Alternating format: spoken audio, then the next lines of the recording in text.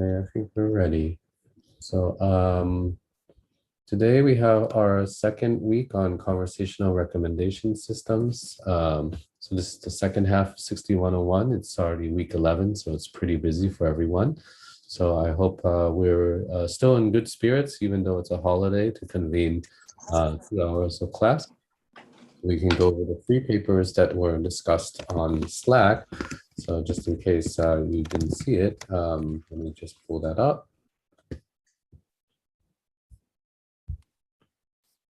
Right, so we are going over, I think, these papers here. We have decided that Wendi helped to publicize, so thanks, Wendi, for doing that. Just make sure that the people who are doing the scribe, anyone can participate. You can go to the scribe document. So we have the scribe document continuing, I think, from last time, 2 weeks ago. And just to let you guys know again, there is the 18 steps that all of us who are formally in the course will be participating in. So it's university-wide. So you've already hopefully received the email to participate in that. So all teams, you should have gotten an email and you can start to publicize or populate, I should say, all of the information that is due on that website. So, be able to see the tracks for this week. Let me just put it up on the other screen. Okay, so if you go to 6101, this is ours. So we have all of the different projects are up here. So these are your notional project names that we provided before. So please do populate your project by going in. One of our teams from the second half has already put in at least a description and an image. Okay, so later on when you have your poster, please add it as well. If you're going to make any other pieces of information available from your project, do put that in there so it can be linked to.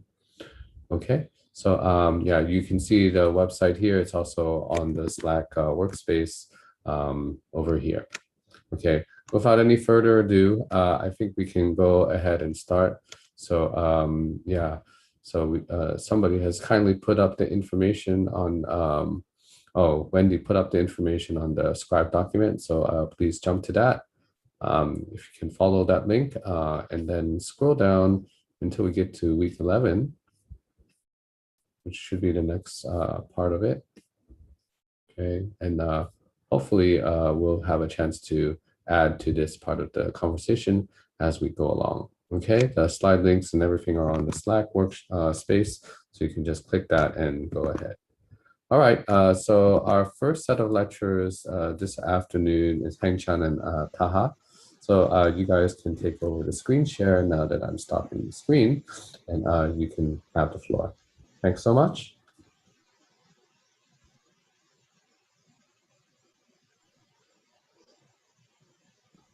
Hi all. So I think I can start from my sharing and then turn to Taha. Since last week we covered some article in more typical conversational recommender framework. So in this week I find a paper and want to cover something different. Just found an interesting paper in Reaxis 2020. Actually, this one is recommended by the human recommender Weicong, and thanks for that. I firstly want to cover the introduction to this story and the method they use, and Taha it's Taha's turn to introduce the experiment and outcome and the major findings in this paper. As the topic we discussed in this week's, the conversational recommender is an information provider that can capture the information in the current and the past utterance. So so this paper is mainly discussed how pre-trained model can implicitly store the factual knowledge and how the factual knowledge can work in the conversational recommender system. by way of example, you can see the key, the soundtrack actually is which is mentioned in the chat history. It can be considered as a key concept that can help the recommendation. What the soundtrack means and how it can be linked to other concepts that benefit to the recommender is the like the main interest in this paper want to figure out. Current CRS that is conversational recommender system is they use the way mostly use the template and knowledge base to implement the CRS, and the template is responsible for locating the key, and the knowledge base is majorly used for linking the key to other like attributes or entity concept or something else. But with the heavily trained models, the development of heavily trained models and such language models can be actually have been successfully applied to different IR tasks, but it's still unknown what it exactly means and why it can be so powerful in IR. So actually this paper can be, the method is, I think it's quite simple, but it can be, it can bring some inspiration for the CRS domain. And I think that is what they discussed in this paper. And in this paper, they used BERT, because BERT have the MLM, the masked language modeling head, so it can detect whether whether there is knowledge relation in the movie, music, and book with using the MLM to detect that. In this paper, the main knowledge relation that are useful in recommender includes, as the author mentioned, they use these two categories, the collaborative-based and the content-based knowledge. The collaborative-based knowledge can lead the well closely encoding between similar memory-based future items, and the content-based represent that it can link the title and the content as well as its gerund in together. This should be supported with large training on a large corpus, because it assumes that there should be some coverage between the training domain and the target domain, because it's called factual knowledge. Most specifically, this paper used the probing task to do the story. As some of you may know, the probing task can be referred as a kind of diagnostic classifier. So it's majorly used to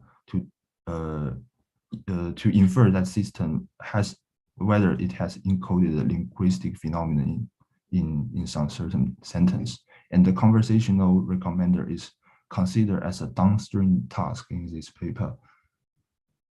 So yeah, it's turned to method. I think it's probably I can pause for a while if you have not quite clear with the story in this paper. If you have a question, you can ask right now. Yeah, so this is a good time to pause. Maybe somebody else can paraphrase what we mean by a probing task. I mean, I think a lot of you are familiar with that, but just to make sure that that's clear to everyone else, why is a probing task a good way to study and introspect the model? So anyone want to take a shot at that? Especially from the scribing groups. We have a number of scribes this afternoon.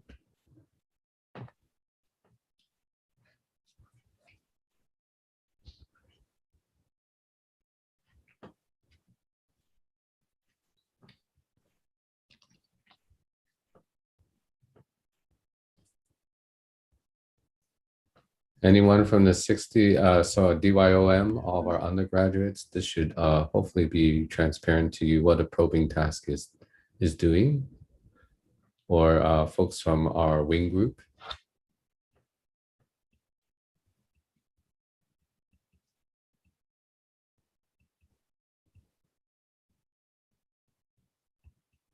Hello? Everyone too busy? Okay. Hello. Yes, Yes. go ahead. Oh, okay. I guess I can say that the probing task probably helps to uh, ask the question whether or not the knowledge is being stored in the parameters of the language model, right? So we want to diagnose whether a particular knowledge is being kept appropriately, right? So we are going to send probes in. So what might probes look like? Maybe Hengchang can illustrate. I mean, probably you're going to go over this in a couple minutes, right? Yeah. What's a typical probe that you might send? Actually, I will mention the several probing tasks which mentioned in this paper later, but generally it's the probing tasks generally means usually it's use one encoded representation of one system to train another, to test another system. It's not necessarily a model, but it designed in such a way is to isolate some linguistic phenomenon that is as probably mentioned, it majorly used for diagonal. So probably I can mention the specific task. You can have more clear understanding for that. Okay, that sounds good. So maybe you can go ahead with the next segment. Yeah, the method part. So also the authors propose three kind of probing tasks. So the first one is the Jerome probing, and majorly you can see this robot here. So generally it want to test to diagnose whether the BERT have the ability to link the movie and its corresponding neuron together. That is to test off the shelf machine learning model whether they have the ability to link them together. So the BERT can be treated as the one classifier, and another the movie and the neuron, they have some certain kind of knowledge linkage, so they can be treated as another system. So just use this system to test another system, so they can be seen a probing test whether they have such kind of linguistic understanding.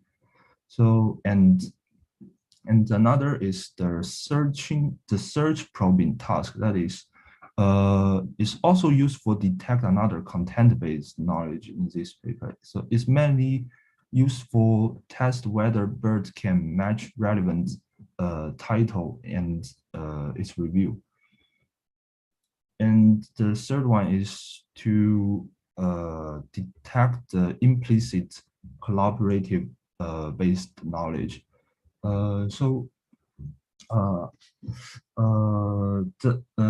This one actually is extract from some the general data set used in the recommended, such as the movie lens, and it just used the memory based feature in the ratings, in the rating interaction, and just put the similar items with similar memory based features together, and to let BERT to detect whether it's have the ability to link the similar items with similar collaborative features together. To implement this probing task, so it's mainly rely on the functionality of BERT. So majorly the three function. The first one is the masked language modeling. It used the I remember it's 15% of tokens play with the masked token for training. So that is to can support the masking prediction by the BERT. And the next sentence prediction is to detect whether two sentences separate by a certain kind of symbol, that is SEP, that can conjunct together. And the use of the CLS, that is the classification token. So some of you may have this knowledge, in case some of you may not. So the CLS is out of sentence token, provide a more like impartial access to the meaning of the sentence, because it can be considered as a out of the sentence knowledge. So it can be like more kind of representation for the that is the CRS is more individual in the different sentence, so it can be used for classification.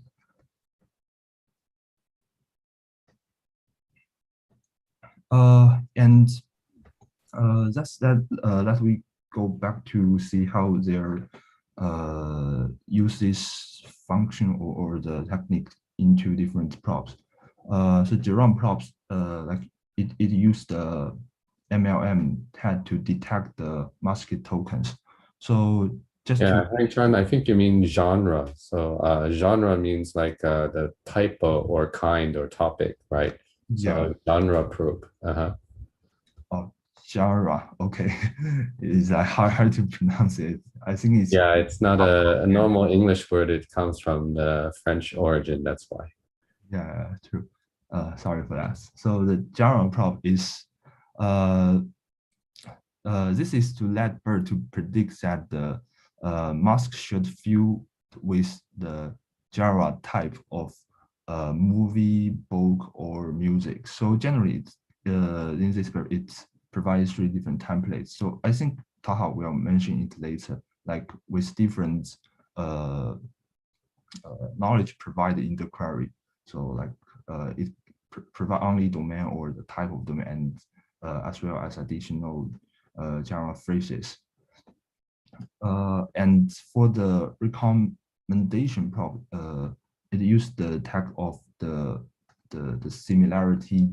similarity calculation of representation and next sentence prediction head. So both are the method that is used for the recommendation prop. So actually the author put forward two ways of detecting this.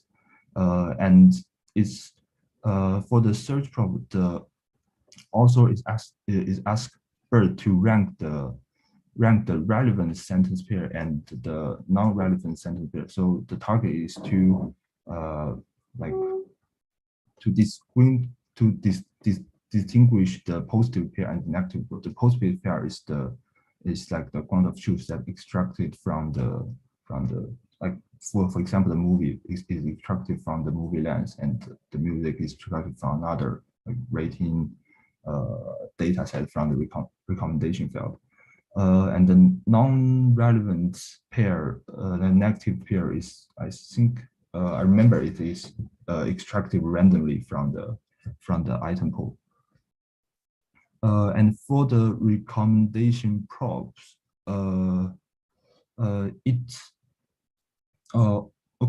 it is still in 2 ways. That is still use the similarity of representation and the next sentence prediction, like to detect whether the BERT has the ability to link two title. It can be considered two phrases together. The positive pair still is extracted from the ground of truth in the interaction data, and negative pair still is generated randomly. So this is another kind of way to do this task. So I think this is all about the method part. I think now it's Taha's turn to take the experiment, as well as I think he will show how the other do the downstream task of conversational recommendation with the fine-tune BERT. So if you have any question about the method part, you can ask me now. Okay, do we have any questions from the floor? Let's pause for a minute or so.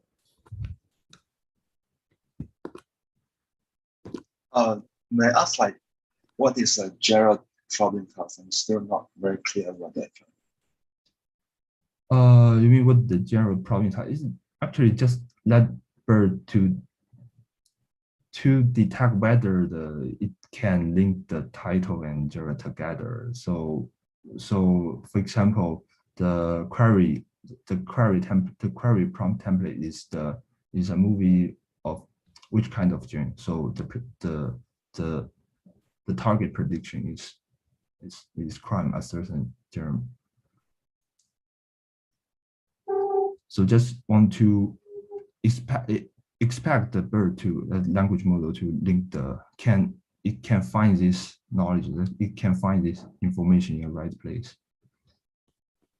So is it like doing a mapping on the key terms or titles and the categories and map them together? Oh, sorry, I do not quite get you. Yeah, can you say it again? It's not very clear. Is it like do a mapping between the titles and the categories or genres? So to clarify that one. Cannot say the mapping. It's more like the testing whether the BERT have this ability to doing this task, but not the mapping. So I think it's two different. Okay. Okay, thanks.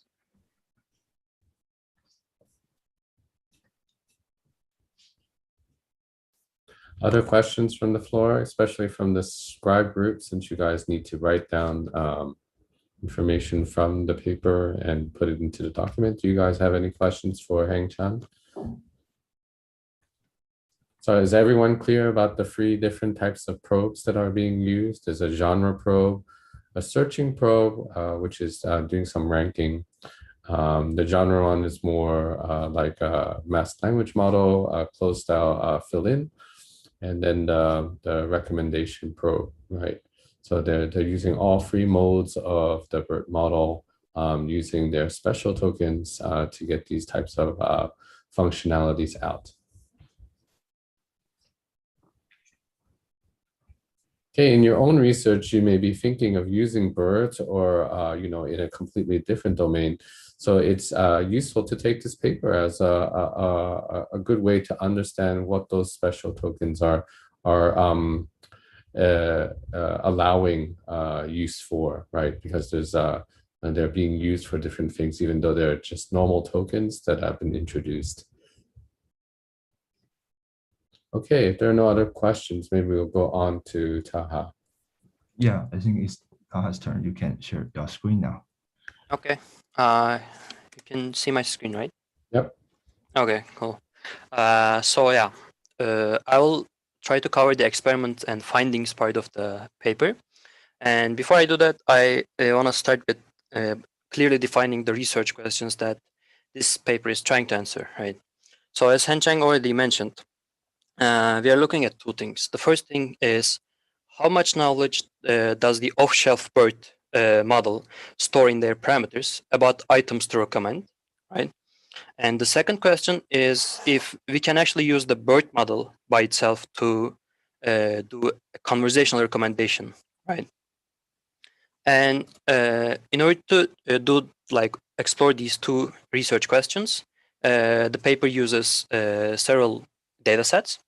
For the first one, it particularly focused on three domains. For the books domain, it uses the Goodreads dataset. It is a public dataset which has over 200 million interactions. For the movies, it uses ML25M. Again, it's from the Movie Lens community. But the only thing about this dataset is, although it has the movies and like the collaborative information, it doesn't have the reviews, right? So the reviews are crawled from the IMDb dataset from the corresponding items. And for the music data, it is from the Amazon reviews, just a subset called CDs and vinyl, with over 2.3 million interactions. And the second research question, whether we can use BERT for the conversational recommendation, that the authors extract the dialogues from actually Reddit forums, right? So there are these subreddits in Reddit where people get or recommend other people books, movies, and music. So they just get the dialogues directly from there. And additionally, they use this redial dataset, which is basically dialogues of users giving recommendations on movies domain, right? So yeah, before we move on, I just want to summarize everything that Hengchang already gone through, right? So for this first research question, right, research question 1, we are basically curious if BERT can give us information on the genre of a movie, and also if we can use it for recommendation and like a simple match or search task, right? So for genre, as we already gone through, we have like 3 different prompts, right? So the first prompt might be just, it is a movie of the mask genre, and you need to notice that here we don't have the name of the movie, right? So it only depends on the prior distribution of BERT, right? So basically, if BERT relates the label crime with the genre in itself, then we are going to label every movie in our data set with the label crime, right? So it is, as you can think of it as the prior distribution for the word genre. And then the second prompt is goes as Pulp Fiction is a mask movie, right? And then here we are trying to understand if BERT can come up with the genre, but with just this query where we don't explicitly say we are looking for the genre, but just say is a mask movie. And then the last prompt is Pulp Fiction is a movie of the mask genre. So it is the most detailed query that we have because it has both the title of the item, and also we explicitly define that we are looking for the genre, right? So as you can see, for the genre task, we only use the MLM type probes because we only mask our sentences. And for recommendation and search, we use 2 different tasks, right? So if you, what I mean by recommendation is, so let's say you love the movie Lord of the Rings, and you're curious if you would like Twilight, or let's say another movie, Hobbit, right? Which one would you like more? So what we do is we give the system Hobbit as one sentence, and then check. Sorry, for this case, it is the similarity type. So we just look how similar the sentence Hobbit, the Hobbit, and Lord of the Rings is, and we compare it to the similarity of the Hobbit with Twilight, and whichever is the similar, we just hypothesize that BERT recommends that movie, right? So if, let's say, The Hobbit is more similar to Lord of the Rings, then we hypothesize that BERT is recommending Lord of the Rings over Twilight. And for search, we basically just have a number of reviews, right? Sorry, we have a review and a number of titles, movie titles, and only one of those titles is related to this review. And we are trying to find out which one of those titles are related to this review by, again, using the similarity type with BERT. And the second, the last 2 rows are very similar. It is just that now we don't use the similarity probe, but we use the next sentence prediction, right? So basically, I'm just going to show one example and then move on. So basically, what we're doing is we just feed the sentence, if you like The Hobbit, like separate token, you will also like Lord of the Rings. And we are looking at the probability of this, you will also like Lord of the Rings being the next sentence after if you like The Hobbit. And when we compare it to the second one, the Twilight, if it's higher, right, if the first one's probability is higher, we hypothesize that BERT is telling us that Lord of the Rings is a better movie to watch if you like Hobbit. So this is the overall summary of how the probing tasks work. And now I'll just move on to the experiments part, right? So here we have the first set of experiments, the genre of movies. And on the bottom right, I again have the different props of different queries for your reference. So yeah, if you remember, this was the prior distribution query we had, right? It is a book of the genre mask.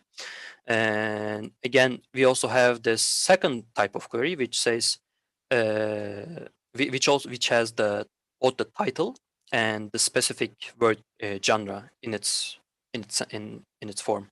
So you can see that BERT actually does better with the second prop, which has more information, and I think it was quite intuitional. So it's not that interesting in that end, but one important observation here is that BERT actually does have category information about items stored in its parameter, right? And we can see that because it does better than just randomly choosing genres, because for like, since BERT has a dictionary of around 29k tokens, for like pretty much of the time it can match the correct genre to the given item. So again, the second part of the research question 1 was whether BERT can be used for searching, that is matching the reviews and the titles, and also give recommendations. And so on the right hand side, you can see the results of the experiments. Here, we basically give BERT a review and then 5 candidates, right? And we're expecting BERT to match the correct review and movie given these two pairs. So you can think of a random baseline here to be doing around 20% since we have 5 candidates. And as you can see, BERT does better than that. So thus we end up saying that BERT has actually BERT can be used for recommendation and search tasks. And another observation we see here is that BERT actually has more content knowledge than the collaborative filtering knowledge, because we can see the search task does much better compared to recommendation. So this set of results brings us to our findings for the first research question. And we have 2 of them. The first one is that BERT does actually have content knowledge about items stored in its parameter, specifically regarding their genres. And we say that because from a total of 29k tokens, it can find the correct genre token up to 50% of the times in the first 5 positions using the most well-defined prop, the one that has both item and the specific word genre. And another observation we have is giving the title of the item is better than not giving it. And also, if we define our prompt in a more specific way by saying that we are distinctly looking for the genre of the item, it would lead to better results from compared to other queries which are simpler. And the second finding is that BERT actually has content knowledge and collaborative knowledge about items stored in its parameter. And through experiments, they find that if you remember, I defined 2 different tasks, right? I mean, 2 different types of tasks: the similarity and the next sentence prediction. And they find that NSP is the most effective, right? Similarity doesn't work that well, showing that this kind of task is best for tasks which require relationship between sentences. And we also find out that BERT actually has more content-based knowledge compared to its collaborative-based knowledge, and it is specifically around 17% more. So yeah, now let's talk about the second research question. And if you remember, this was about if BERT can be used for conversational recommendation responses, right? So in order to find out, what the authors do is they define a set of baselines which are well known to the conversational recommendation field, and these are for the standard information retrieval baselines. These are QL and QL with RM3, and for deep models they use DAM and MSN. And so I'm not going to bore you with all the numbers, but you can take my word when I say that BERT significantly improves over all listed baselines, right? And the more interesting part of the study is when the authors are curious why that is the case. So they are trying to understand why the BERT model can do way better than all these state-of-the-art baselines. And in order to find out, what they do is they come up with an adversarial setting using the redial dataset, which is a movie recommendation dataset. So an example in this dataset is is on the left, right? There's a dialogue that going on about the movie recommendation, and the data set gives you a correct response, right? And it also gives you a negative candidate, which is randomly sampled from another dialogue that recommends another movie. So what the authors do to come up with the adversarial candidates is they take the correct response on top and they keep the same syntax and they only change the item in the end, right? And what they're trying to do by doing this is to understand if BERT does actually care about the item included in this response, or is it just using the linguistic information that forms the response to come up with the next utterance in the dialogue, right? And it turns out their hypothesis is correct because it is really easy to cheat BERT with just this simple adversarial attack, right? The performance drops down substantially, leaving out the state of the art. So yeah, and this brings us to the next set of findings from research question 2. The first one is that BERT is not actually able to successfully distinguish relevant items from non-relevant items because we can cheat it with the adversarial items basically, and it is actually only using linguistic cues to find the relevant answers, right? And so if you want to do well in an adversarial setting, you indeed need to give more collaborative based knowledge to the BERT model. So we need to basically find a way of infusing additional knowledge into BERT. And the paper also tries that. And they find out that infusing knowledge from the probing tasks into BERT, which we have seen in the first research question, via a multitask learning setting, while also fine-tuning the BERT for the end task is an effective technique. And what I mean by this is, what they do is they take BERT and fine-tune it on the end task, which is response ranking task. And then what they do is, while doing this fine-tuning, they also use this additional prop, which is the NSP-based recommendation prop. And by doing just this, right, by adding this prop, they see that this adversarial performance can go up to 10% within this adversarial setting. So yeah, that's pretty much all findings from this paper. And before finishing up, I also want to state a couple featured things that authors state. So the first one is that this study actually only explored the collaborative filtering power in an existing language model, right, that is pre-trained.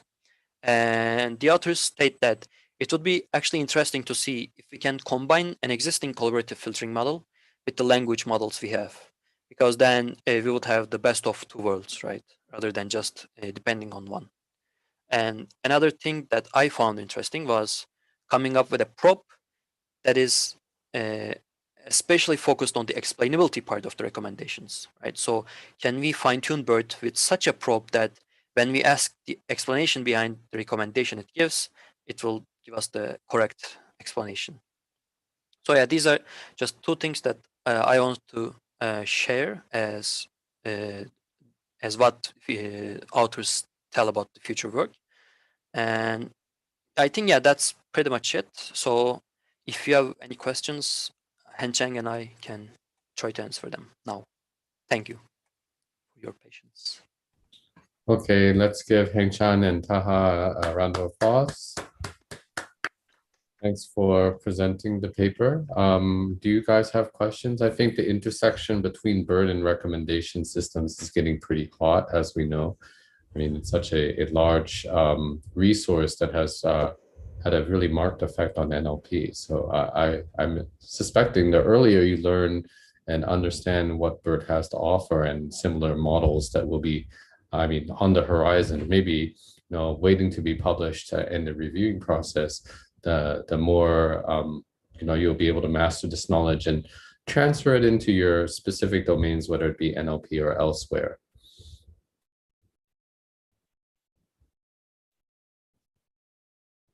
Questions from the floor from our scribes?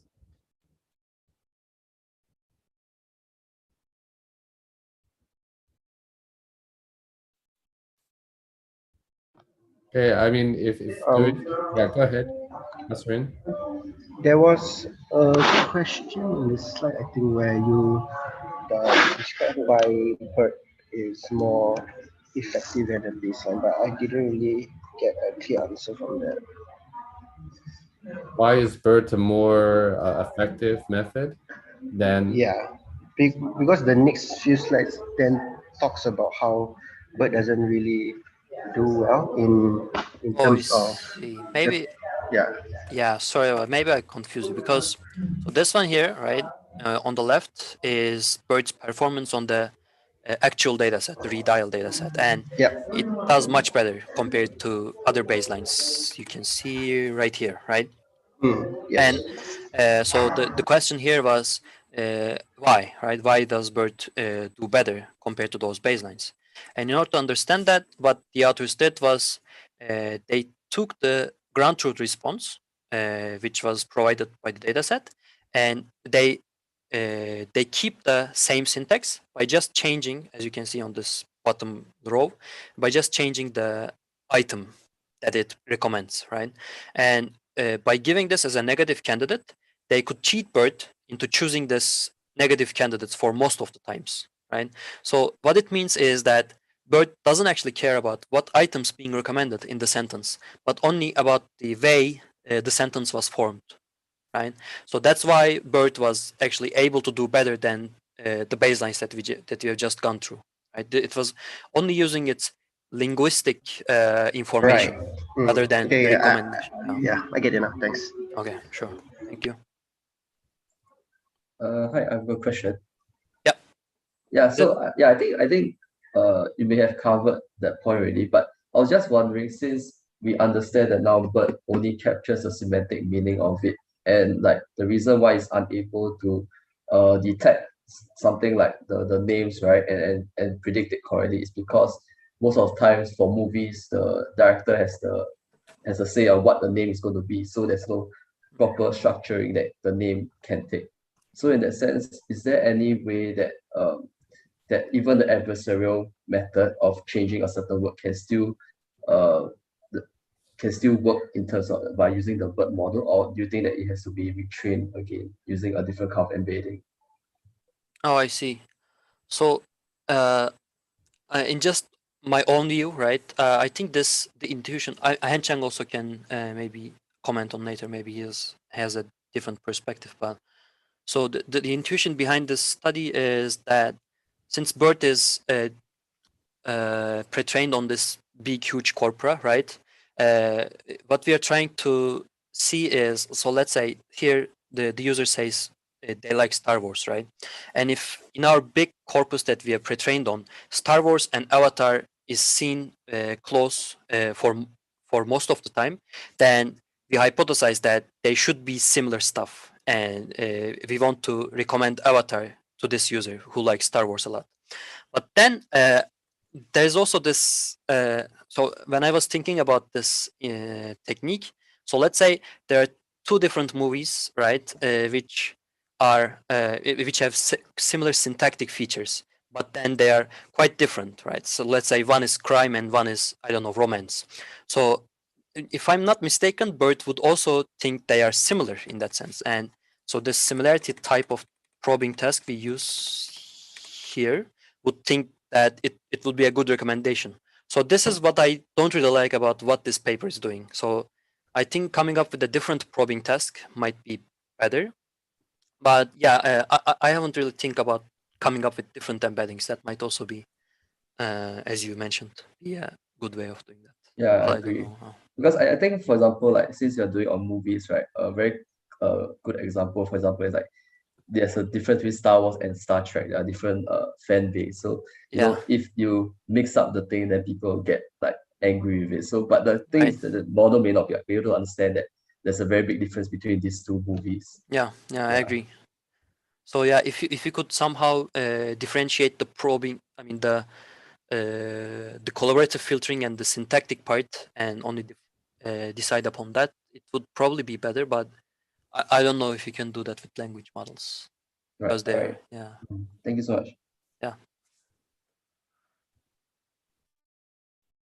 Great questions. Other questions that we have from the floor?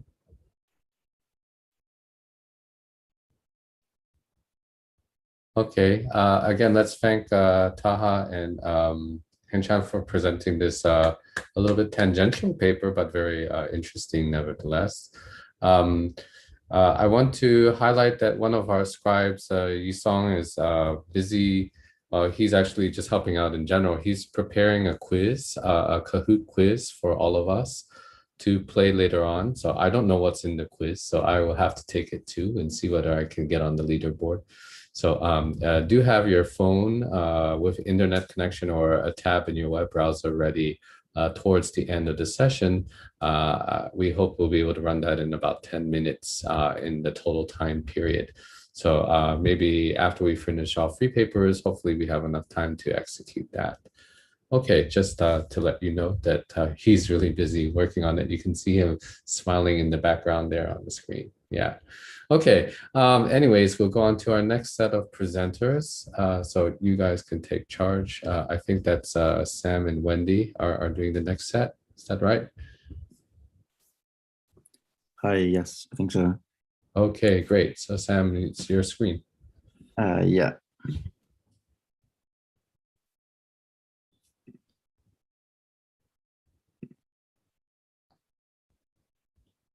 Okay, can you see the? Yep. Okay, great. Yeah. Okay. So we're doing improving conversational recommender systems via knowledge graph-based semantic fusion. So, okay. So as you all know by now, conversational recommender systems seek to provide high-quality recommendations through conversations with users. So these systems are striving to provide a user with explicit feedback on why a recommendation has been made in natural language. So as you know, we've got a dialogue component, which is used to communicate with our user, and a recommendation component, which needs to learn this particular user's preference and recommend items based on context. So this paper argues that previous attempts have not been able to properly bridge the gap between how a recommendation has actually been made. So if you look at the table here, the user says that they want something scary like paranormal activity, and the system replies with it, saying that it is a classic thriller film with a good plot. But there's actually no explanation in the system's reasoning for why the user will enjoy the film It, based on the context that they actually provided. So to enrich the conversations, systems are making use of external knowledge graph information, and these are mainly focusing on knowledge about items. But scary and thriller aren't quite the same genre. So as you can see here, there's a kind of semantic gap between the natural language and the external knowledge. So this paper proposes to use a word-based knowledge graph, which would provide relations between such words. So it will also use the item-based knowledge graph as well to provide the facts about the attributes of items. So basically, this paper is trying to use two different knowledge graphs to enhance the understanding of both words in natural language and items. And then they're trying to unify this the representation space of these two graphs into one. Okay, so before we move on, we'll just have a quick look at the related work that they mentioned to this specific paper. So when recommender systems and conversational systems started to merge together, early conversational recommendation systems used predefined actions to interact with users. In 2018, as I think the previous presentation mentioned, a standard conversational recommendation data set was released alongside a hierarchical RNN model. So this is that redial data set, which we'll see a bit later on. Since then, 2 studies in particular have actually incorporated using external knowledge graphs to improve conversational recommendation. So the first of this was a paper called Towards Knowledge-Based Recommender Dialogue Systems, which came out in 2019. And this paper is actually used as one of the baselines to compare against later on. The other paper was called Deep Conversational Recommender in Travel, which uses a graph trained specifically on venue data, such as hotels and restaurants for travel recommendations. So just like before with the movie recommendations. And so to my knowledge, at least after having a quick Google, this paper seems to be the most recent installment in terms of using this knowledge-based approach to conversational recommendation. Yeah, probably for the next 6 months or so, and then it'll be outdated. Just kidding. Yeah. Go ahead. Okay, so I pass on to Wendi.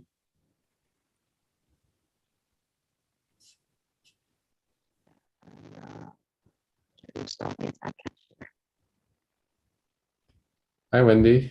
We can see you. I don't think your microphone is quite working, but let's see whether it gets better. Yeah.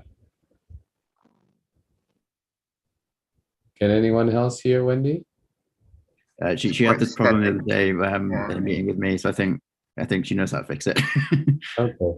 Oh, is it better now? Oh yeah, a lot better. So I think Victor, you can hear now too? Yeah, I can hear you guys. Okay. Yeah, so Victor has Sam, marked a no on his participant sport, so I guess that was from earlier. Yeah, go ahead, Wendi. yeah, so Sam, could you stop your share so I can share? Because I cannot share. Yeah, sure, can do. Thank you. Thank you.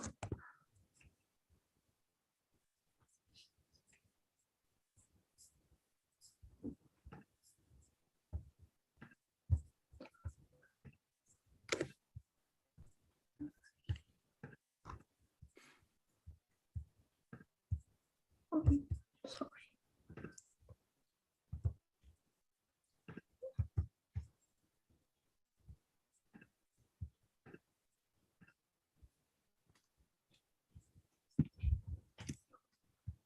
I could just keep on sharing and you can let me know when to change the slide. Okay, this will be better. Because my connection is unstable, so. Okay, I'll just bring back that. Great, thank you. Yeah, if your connection is unstable, you can turn off your camera. That will make it, Okay.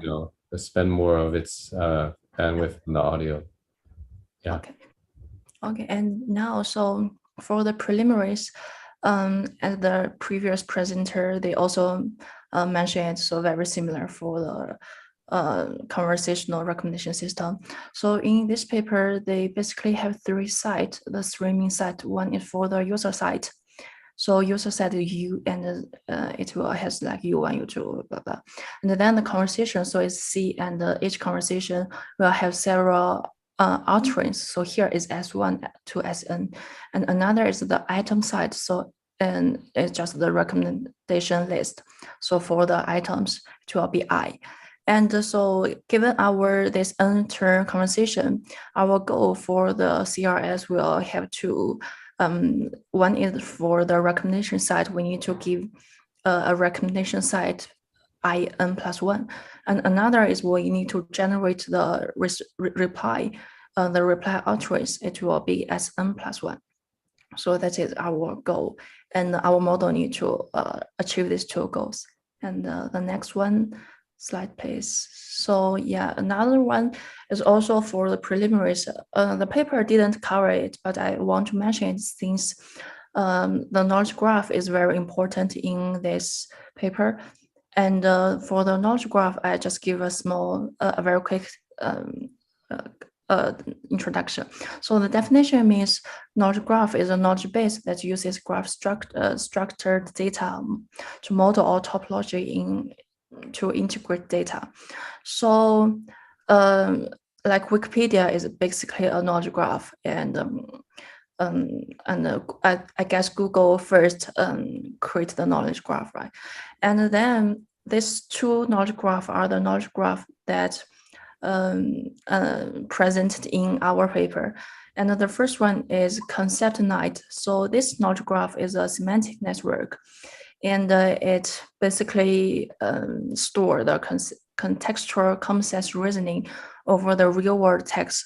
So if we have one item in this graph, and we will have some relations between it, and then we will have another word. So basically we have a triple, like word 1, relation, and word 2. So this is the triple.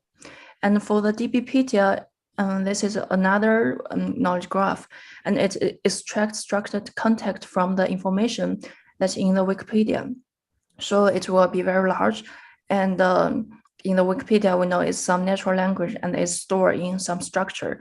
And for example, here, if we have one word, it's Obama, and then it will have some relations within it, and each relation will connect to another item, and that's it one by one. And in this paper, they use one hop, so it means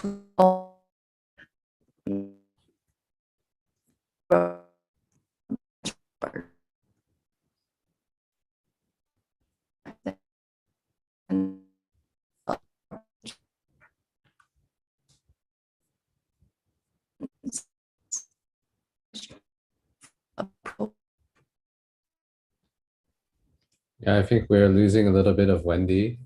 So I think, Wendi, can you hear us all right? You can hear us fine, it seems like. Yeah, but we cannot hear you very well anymore. Oh, really? Okay, My now gosh. you're back. Yeah, okay.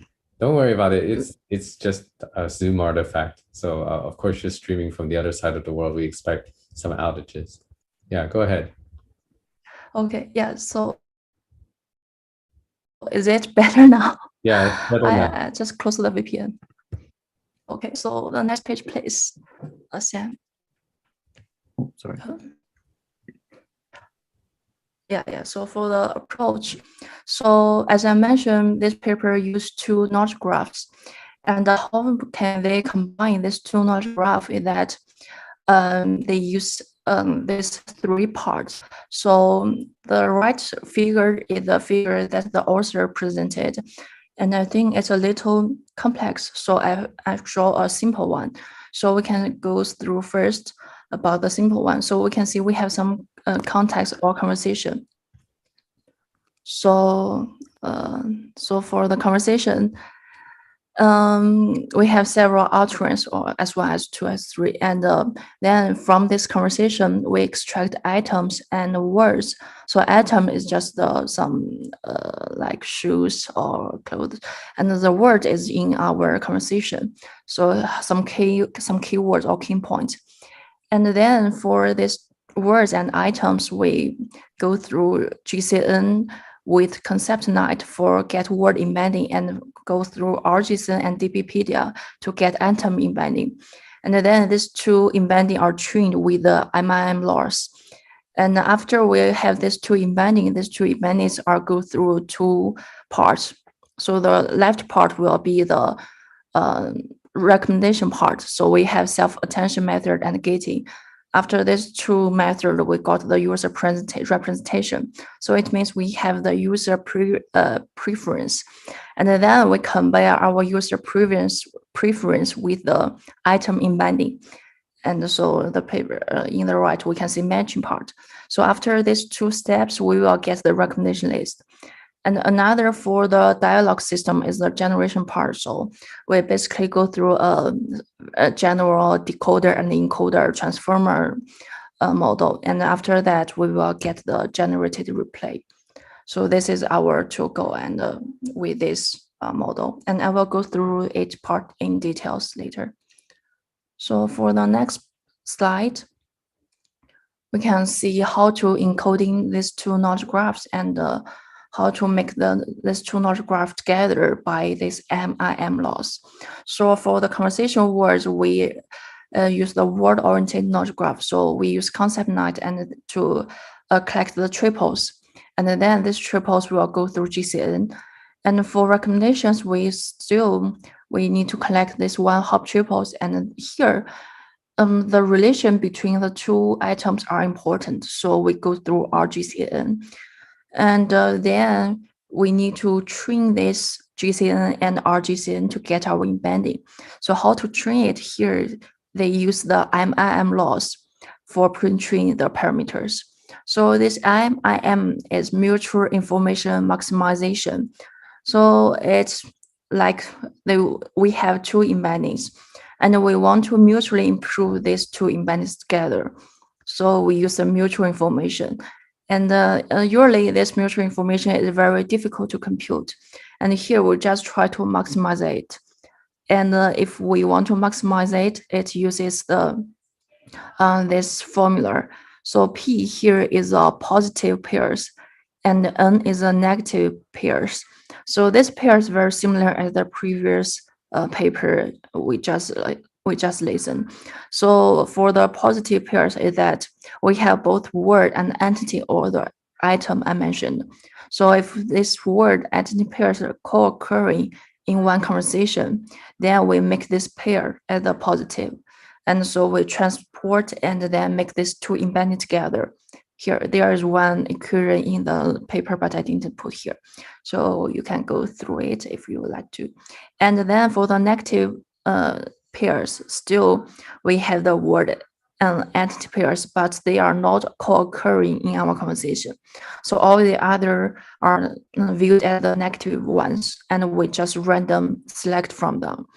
And in this paper, since you know that the negative parts will be very, very large, right? Because we have many negative pairs. So this paper use a super token to represent all the semantics. And then it will be quicker to collect. But this is not very important, so it's just a tricky one, so I didn't put here. And yeah, the next one. The next one is for the recommendation module. Yeah, so from previous step, we have the word embedding and item embedding from GCN and RGCN. Then we need to like create our representations for the user previous, which is the key point for the recommender, right? So if we know what is the user preference, then we will know what is the which one will like he want to buy or he want to add to his like shopper. So that is the main point for the recommendation. And after we get this embedding, the second step will be a self-attention mechanism. So by this mechanism, we transfer our embeddings to a vector. So like by this method is also a very general method in recently, and many people use this self-attention mechanism. And it's just basically an MLPs. So it goes through like two MLPs, and then it will learn the vector, and the vector can transfer this embedding to a vector. So it's like cooperation, yeah, right. And after we get these two vectors, then we the author use the gate mechanism to derive the previous representation. It's just like how to combine these two vectors together. So we use a coefficient beta and a 1 minus beta. So this step is actually we want to combine these two vectors together.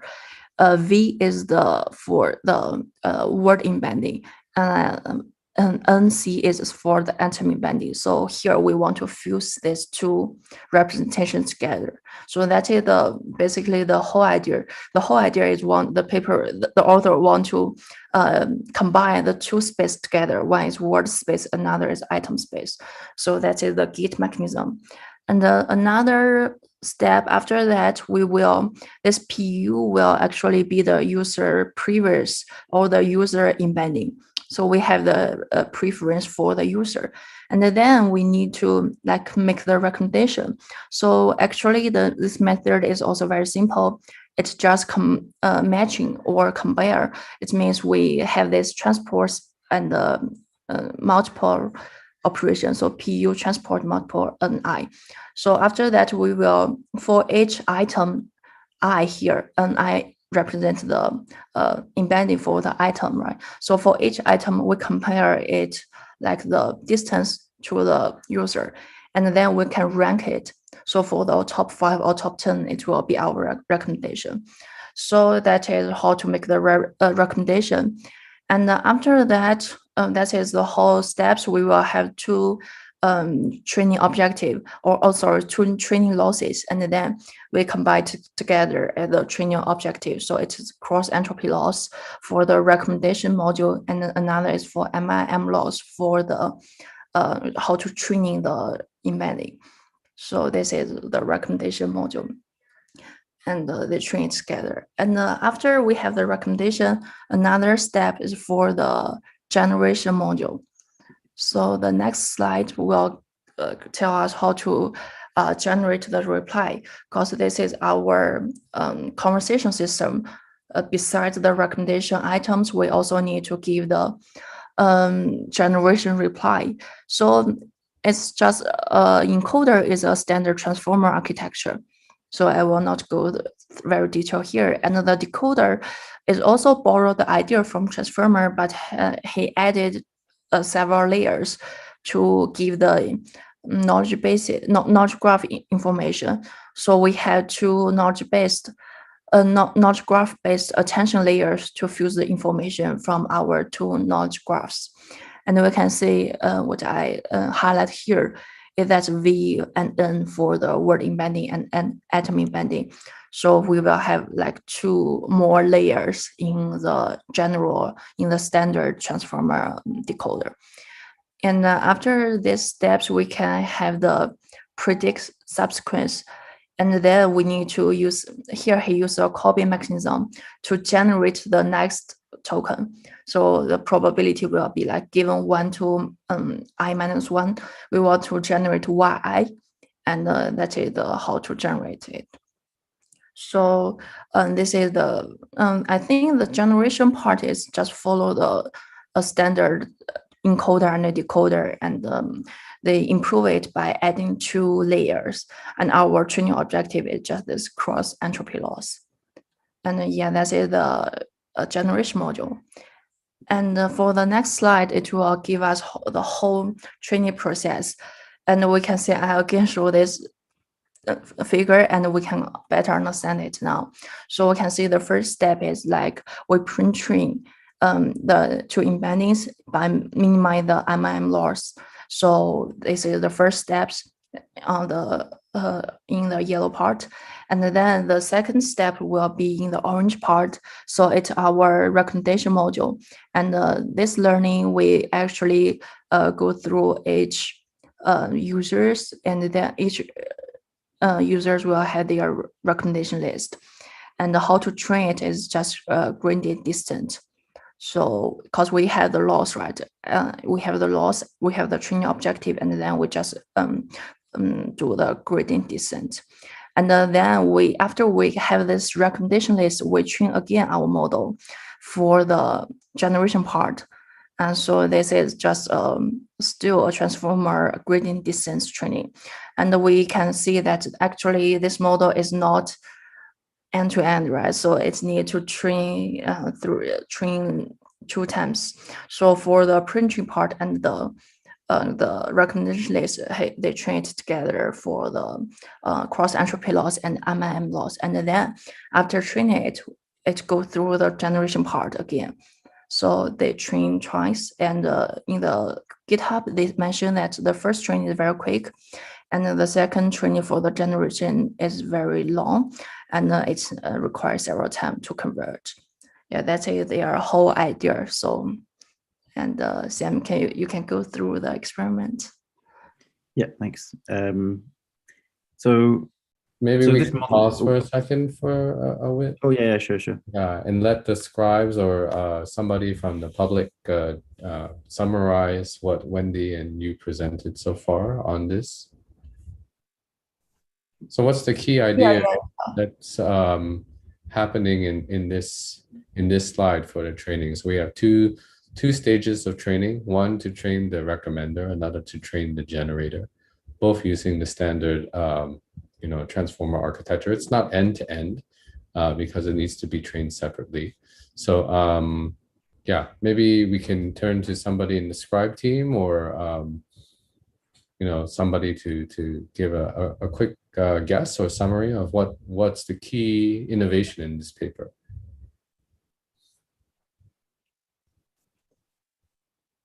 It seems that the key innovation is by bringing together the word embedding and the knowledge embedding, the item embedding rather, and learning them through the MIM laws.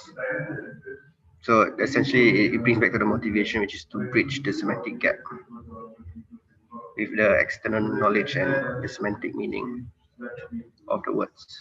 Okay, the word embeddings. That's my guess, I think. So Wendi, is that right? Would you say that's an accurate summary from Afrin? Yeah, I agree. Yeah, that's pretty correct. It's like they want to combine two spaces together, and this is two different spaces, but they want to combine these two semantic spaces together. I have a question about word embeddings. Is it similar to like because here is a knowledge graph, right? For word embeddings, but is it similar to that of like a contextual word embedding from, let's say, BERT or any link, like for contextualizing words that are related close together? Because yeah, here is just a knowledge graph, which I'm not that too sure about. Like I'm confused about how the difference between the word embedding knowledge graph and the item embedding knowledge graph, like how they separate. Yeah, I guess what they did is that they just take the last layer of GCN or RGCN, and the output of GCN or RGCN will be like the matrix, and this matrix can be the embedding, and they just combine this matrix together, so it can be multiple or in other operations.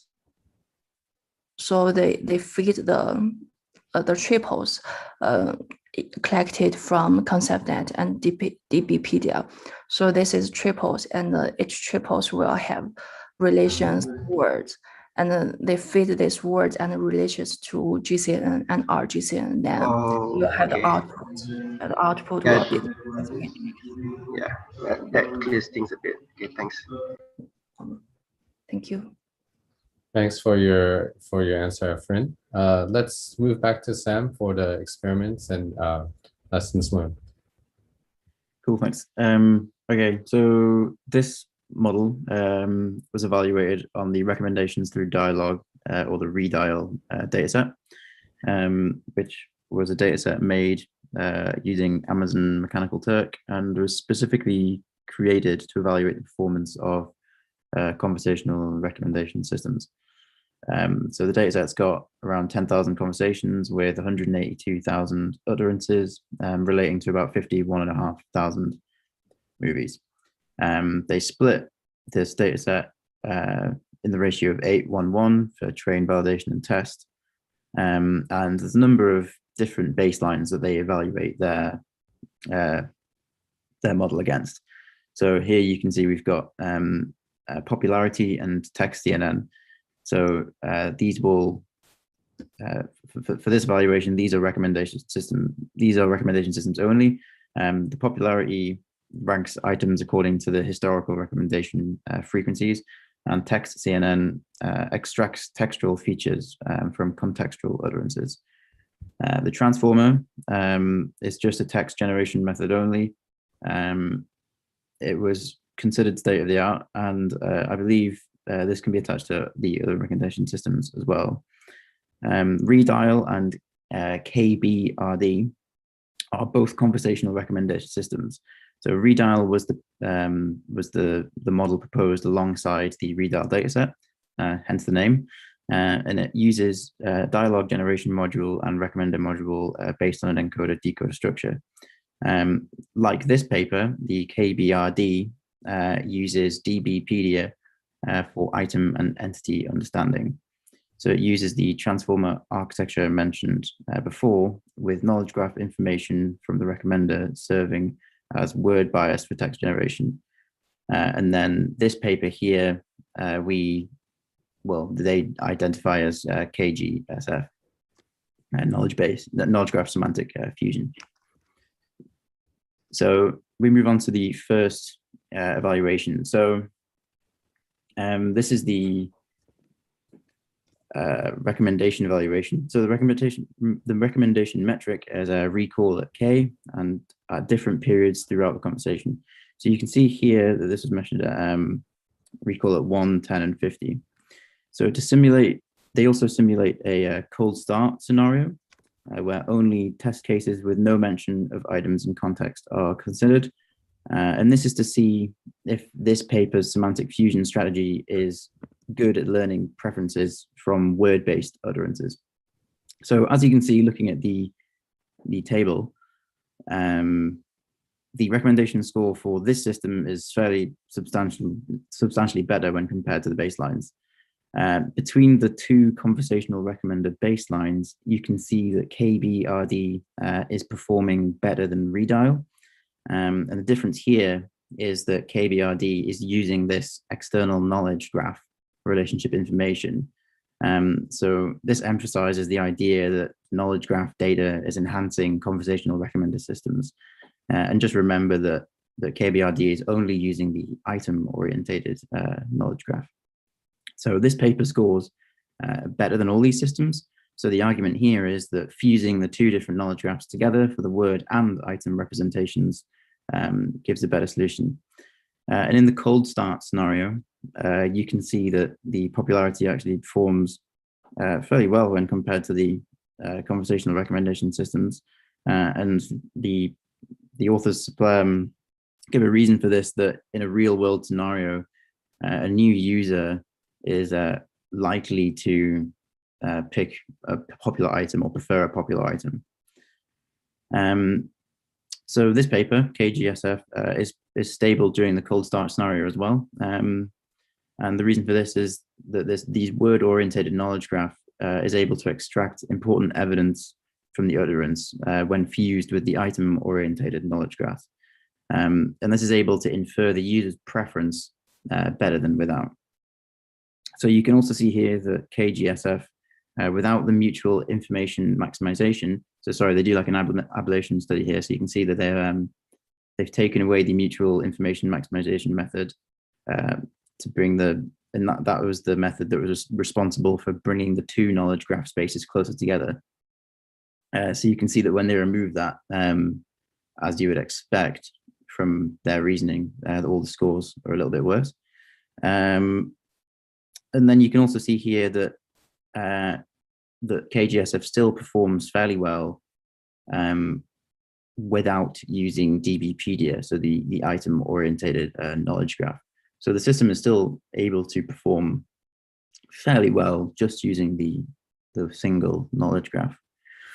And the graph to the right here enforces this idea that without the mutual information maximization, to bring these two knowledge graph spaces closer together, the system is able to form much better and in fewer training iterations. So we move on to the second type of evaluation this paper gives, which is the evaluation on the conversational, the kind of dialogue side of things. So it uses both automatic and human evaluations here. For the human side, they had 3 annotators score generated utterance fluency and informativeness on a scale between 0 and 2. Both evaluations measure the diversity of generated sentences using distinct n-gram and also a metric introduced in this paper, which they call ratio of items.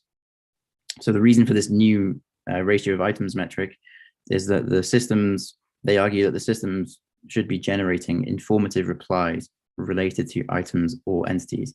So essentially they're calculating the average number of items in the generated utterances. So for the automatic evaluation, you can see the top left table here. You can see that both the baseline conversational recommendation systems perform better in terms of sentence diversity, but the transformer model actually performed better than redial for the item ratio measurement.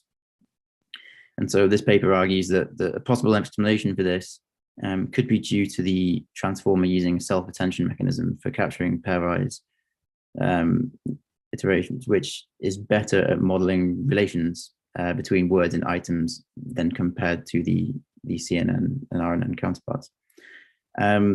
So the same reasoning is used again as before in the previous evaluation for KBRD scoring best out of the baselines.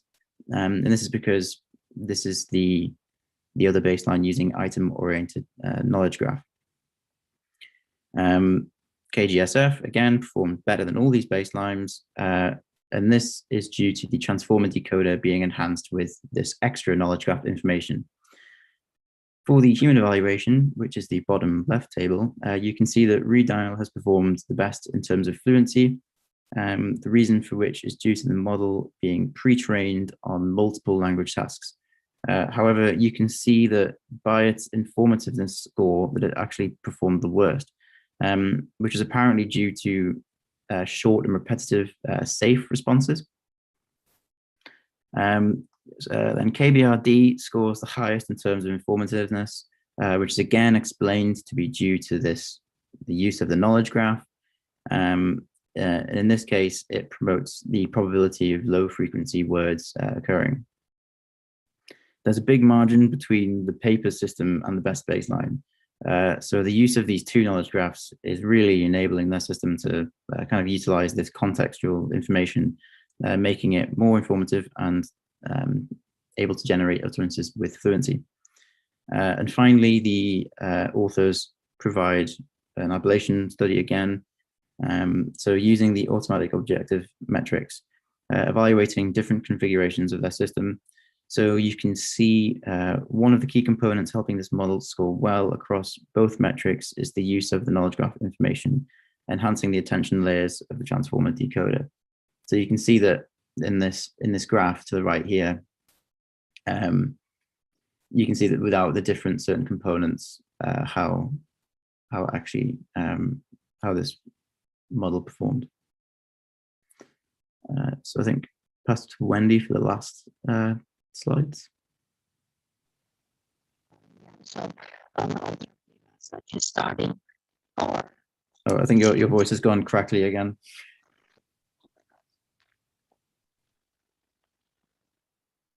Okay. I don't know why. It Seems seems it's back. Yeah. Yeah, now it's fine. It's fine. It's fine now. also the author give us a case study here, or the qualitative study in the paper. So for the color bars, we can see that it indicates the attention weight for the word. So it means how important the word is.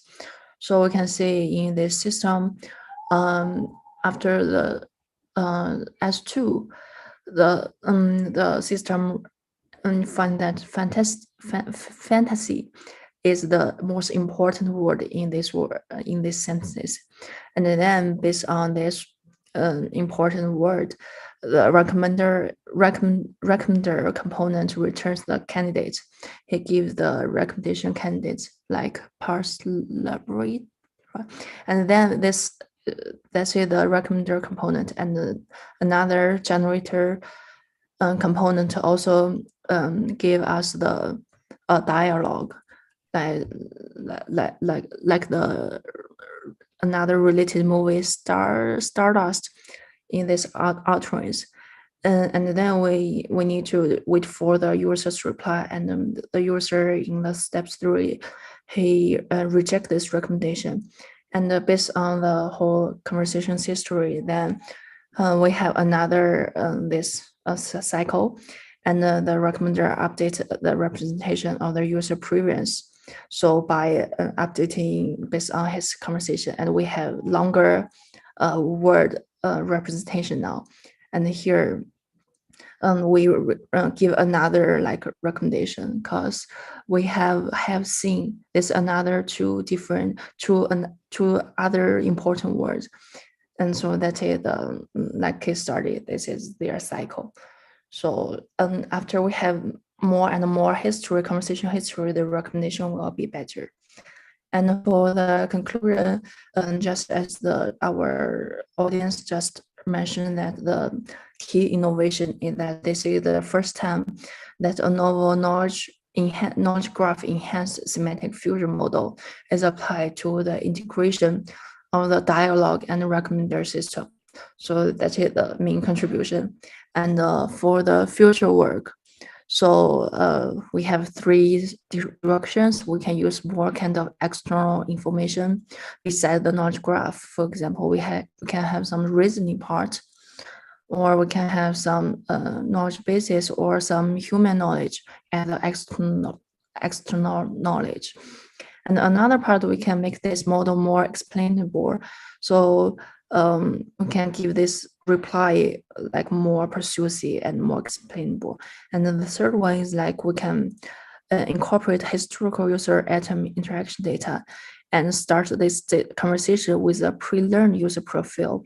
It means currently this recommendation just based on the conversation history, and it cannot be fitted with a pre-learned user profile. But if we can make it more flexible, if we already have some user profile, and then it maybe can do better recommendation. Yeah, that's it. Thank you for listening, and sorry for my issue. Thanks. Okay, let's thank Sam and Wendi. Wendi is, of course, not local in our time zone, so she's presenting from very far away, but it sounds like she's just next to us, even though the mic sometimes doesn't work. So we thank her for participating from remote. Due to time limits, I think we are going to cap the discussion on this section and move to our last paper so that we have enough time to clear all the papers and have a little bit of fun at the end, courtesy Song. So without further ado, we'll go to Weicong and Tianyang to present conversational contextual bandits, which maybe you've come across before because bandits feature in a lot of problems, not just in recommender systems. So you'll see them and maybe actually more useful to you than recommender systems if you're not in our area in your own research. So you may find that bandits could apply to other problems that you have. Okay, can you guys hear me? Yep. Okay, hold on. So you guys can see the screen, right? I think. Yep, we can. Okay, sure. Let me start then. So I will be presenting this paper along with Tianyang, and the scheme is that I'll be talking about the introduction, motivation, and methodology, and whereas Tianyang will be talking about experiments and conclusion. So let me just try and talk about some preliminary knowledge about this paper in general. So you should be able to understand what are multi-arm bandits, and the setting is this. You have many one-arm bandit machines, and that you do not know which one will pay off best on average. So of course, at the start, you know nothing about each of these one-arm bandits, and that yeah, you want to explore. And each exploration step will come at a cost, because every time you pull the machine, you surely have to maybe put in a token, you know, or spend some time. And of course, in the long run, you want to maximize your expected cumulative reward. And in this case, knowing which arm performs the best will be helpful in this regard. So in some sense, yes, you have a main objective, but then there are two things that you have to consider. One is that, yeah, you want to know about every arm. Yeah, you want to know, briefly get some prior knowledge of each arm. And of course, once you are more sure of your information, you want to start exploiting on what in your opinion is the best arm. Yeah, so in general, the more pulls you do on a single arm, you can build a very, the width of your confidence interval will be much narrower than before, because, you know, standard error and central limit theorem, I guess. So let me move on. So I guess there are many strategies as to how one can try and find out more about each arm versus exploiting. So the UCB formulation does precisely this. So basically, as you can see in this piecewise equation, so suppose you have n arms. So for the first n steps, you simply pull each arm one by one. So that will form, you can think of it as that forming your prior information. Subsequently, for when t is more than n, this means that you have put ones on each arm, you have some prior information in the form of mu. And in fact, this mu is the exploitation aspect of this algorithm. So basically, the higher the mu, the more likely your argmax is going to return that arm. The term on the right is the exploration parameter. So TI basically means how many pulls you have done on that particular arm in the past. So as you can see, if your TI is high, it means that you have put it many times. So it being in the denominator means that if you put it many times, it means that the need to explore this arm is much lower. So for the log FT, you don't have to worry too much about this term because it is kind of, you can interpret as a multiplier which weighs between exploration and exploitation. So if this log FT is high, it means that you will be favoring exploration. Yeah. So is it okay so far? So basically, yes. Yeah, I think it's fine. You can go ahead. Okay, so basically this is just one, put it this way, I mean, UCB comes in many forms. So this is just one variant of it, yeah. But the ideas are generally the same, the motivation. So let me move on. So contextual bandits are slightly different. So for example, you are an recommendation system, you are an agent, maybe you are Lazada or Shopee. And for a given user, you want to flash some advertisement to this user. And of course, your hope is that that user, I mean, this advertisement in concern is of interest to that user and that he will click it and hopefully add to cart and then check out and pay. That will be your objective. So of course, in this case, each of this advertisement is an arm. And the reward is determined by whether the user clicks the advertisement. So in this case, note there is one key difference between this contextual bandit setting versus multi-arm bandit setting. The key difference is that for multi-arm bandits, the returns, the rewards are chiefly determined by the intrinsic characteristic of that one-arm bandit machine. Whereas in contextual bandits, there are two things. One, of course, is the arm itself, the nature of the product or the nature of the advertisement, and two, is the nature, the preference of that user. So clearly, each user is different. You know, a male user might prefer to buy more gaming products. A female might be more into, I don't know, some, okay, I'm being very stereotypical right here, but maybe buy more makeup, for example. So you want to recommend makeup to females and tech products to males. I'm so sorry. I hope I'm not offending anyone right here. But regardless, let me just move on. And so usually contextual vectors, they refer to the nature of that product or that advertisement. And usually you learn it beforehand. So basically, if you are Shopee, you have hired your data scientists and your machine learning engineers to do some clustering, do some classification of your products. And from there, you learn embeddings based on these clusters. And so, yeah, so usually these contextual vectors are fixed. They are learned way beforehand. And whereas it's the preference vector of the user that is not so clear. Yeah, let me move on. So of course, in the context of, let's say, e-commerce, you have many arms. So really, you have like maybe hundreds of thousands or millions of products within your website. So clearly, if you follow the previous algorithm, this algorithm where you have to do exploration for n steps, clearly that will take a long time. No user is going to be patient enough for that.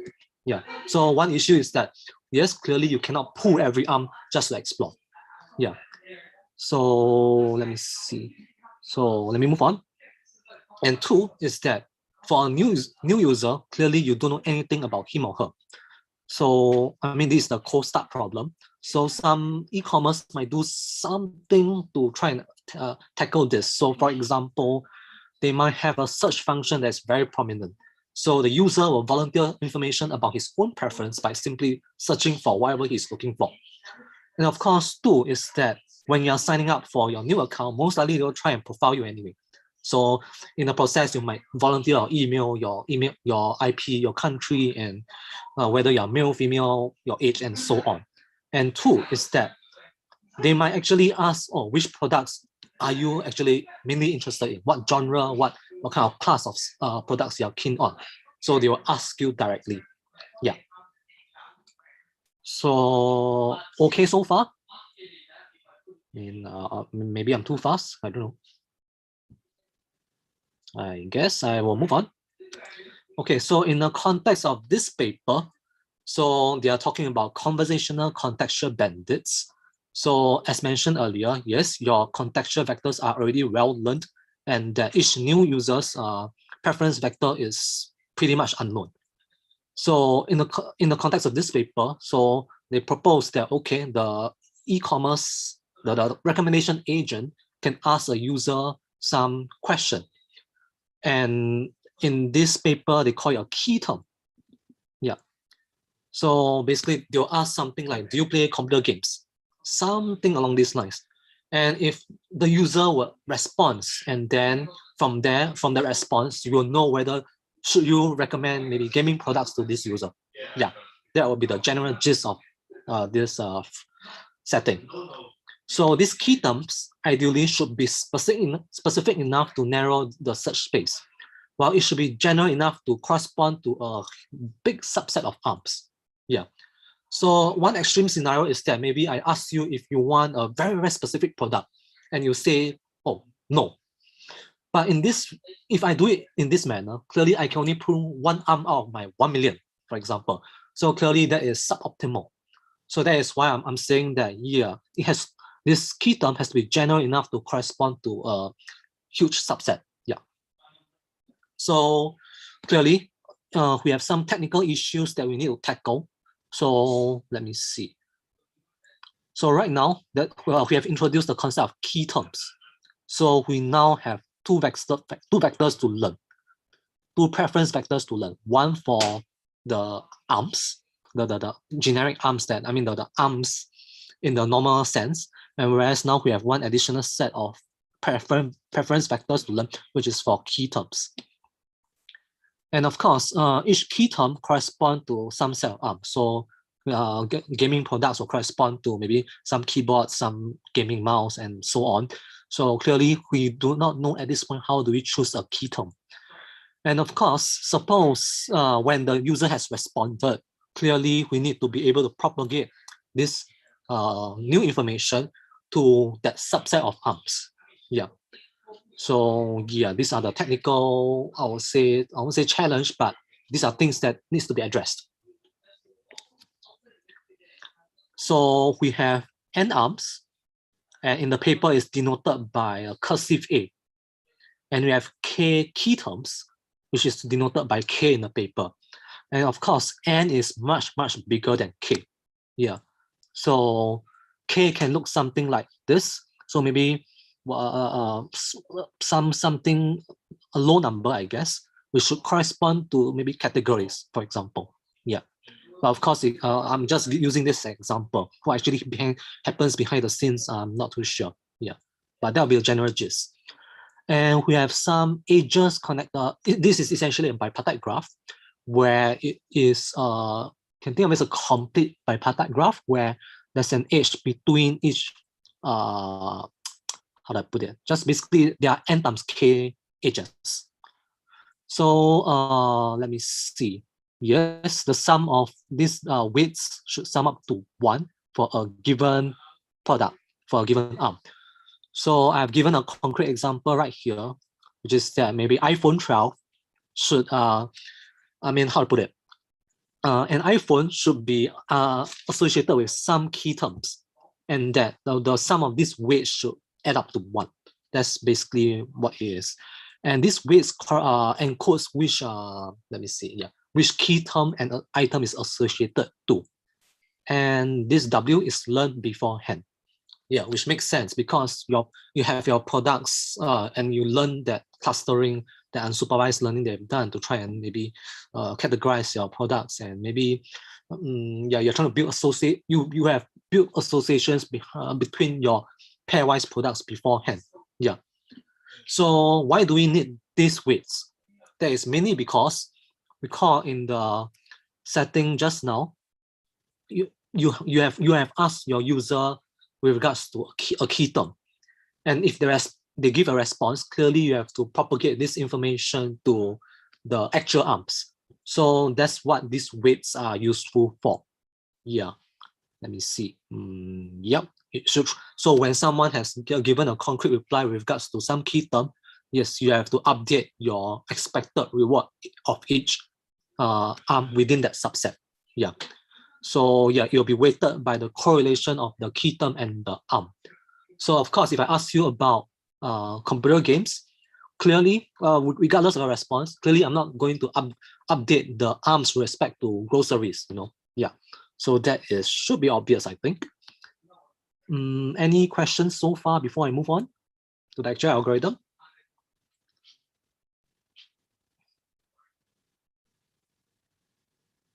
Okay, I will move on then. Yeah, so in the interest of time, we can try to go a tiny bit faster. Yeah. Okay, sure. So in the in this algorithm, so basically this is the conversational UCB. Yeah. The one on the left is basically the algorithm in words, just so that the actual algorithm is more readable and interpretable. So basically, what happens is that so in the traditional bandit sense, you will have you'll be doing it in iterations, and each iteration you will be selecting an arm and pulling it. In this conversational UCB sense, there is an added aspect to it. So basically, you might ask the user. I mean, you might start a conversation with the user some of the time, but not all of the time. Because it makes sense because this is e-commerce. Clearly, you're not going to overwhelm your users with questions at every point. You should do it once in a while. So yeah, you can read this algorithm on the left. It is not too hard to understand if you understand UCB in general or multi-arm bandits. Let me see. Yeah, so basically, yes, you are selecting the arm with the largest UCB from both arm and key term feedback. Yeah, because clearly when you ask the user a question with respect to a key term, you in your future arm pooling, you should be able to factor that information in. Yeah. Let me just move on for the sake of time. So clearly, in the algorithm just now, there are two choices you have to make. One is that you have to choose a key term, and two is that you have to choose an arm. So let me see. So yes, in their formulation, they are trying to optimize for some objective, and in fact, for these objectives, they are closed form solutions. And in fact, the closed form solutions are exactly at line 12 of this algorithm, which looks very simple. So this M tilde and M, they are being updated as this algorithm progresses across time. So when you ask the user a key term, you update M tilde. And after each arm pooling, you also update MT. Yeah. So yes, there's a closed form solution. And of course, at time t, after you have done your updates, you have to choose the arm, which is simply an argmax of an exploitation term here, which is R, and an exploration term, which is C. I will not talk about the mathematical rigor behind this term because usually in the exploration term, you choose it such that you have an upper bound. Because fundamentally, most UCB papers are kind of like that. You choose some exploration and exploitation such that you can upper bound it. Yeah. So mathematical details are in the paper. And of course, you have to know how to choose a key term. So similarly, put it this way, by choosing a key term in this manner, some arcane looking expression, in their paper, they guarantee that the distance between the key term preference and the ground truth is upper bounded by this expression, if you choose it this way.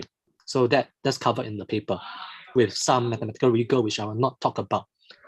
And of course, yeah, if you do not really understand what really happened down here, I'll just briefly summarize. So basically, you are in e-commerce, you have many products, but you can exploit the fact that your products can fall into multiple categories, and that your number of categories are much more finite and much in the order of maybe hundreds at most. So you are trying to exploit this nature of your scenario. So yes, you have many product arms, you can cluster them and can create another class of arms for it. So which I just call a key term arm. You pull this key term arm, and this corresponds to kind of a soft pooling of the entire cluster of product arms.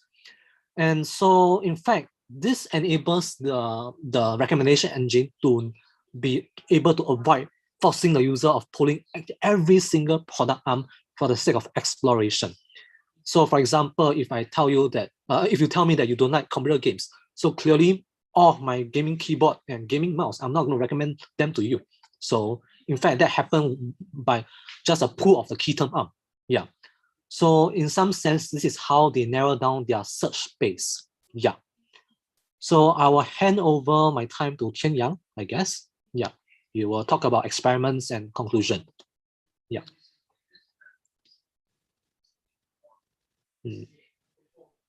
Okay, thanks, Weicong. Are you going to continue to move the slides for Tianyang? Okay, let me stop sharing that. Thanks. I'll stop sharing. Yeah. Thank you.